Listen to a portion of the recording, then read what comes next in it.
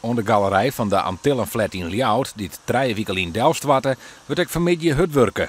Alle 4 lagen worden vol slijm voor het helle en ook de balkons aan de andere kant worden onderzocht en dat het neder is, sloopt. De omjouwing wordt omdat het kleer is 24 uur dijs bewaakt. Inzet is dat de flat die in de jaren 60 gebouwd is, toch weer opknapt wordt. Ja, er staat gewoon een markant gebouw en op het moment dat je besluit tot sloop, dan zit je een stuk kapitaal te vernietigen. Je zit een stukje duurzaamheid eigenlijk om zeep te helpen. Ik denk dat alles op gericht moet zijn om te zorgen dat dit markante, mooie flatgebouw mensen altijd met plezier gewoond hebben, dat we dat in stand houden.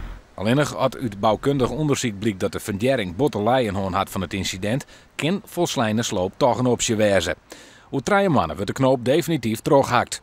Het juridisch stekspul hoe de schuldvraag is ook volop aan de gang. Gewoon eigenaars van een keerpwenning in de Antillenflat willen een eigen advocaat inschakelen om ze met dubbele wenlesten te zitten. Woon Friesland zei nog in uw list te wezen met hypotheekverstrekkers en dat de meeste bewoners tevreden binnen hoe de gang van zaken. Op dit moment is, hoe je het went of keert, het huidige appartement is weinig waard. En op het moment dat wij gewoon zorgen dat die flat weer hersteld wordt en dat er weer goed gewoond kan worden, dan is ook voor hun de waarde van het eigendom weer helemaal terug.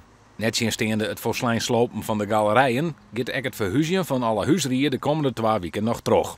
Neffens Woon Friesland wordt het al gauw 6 maanden voordat alle bewoners definitief weer om kunnen naar de Antillenflat.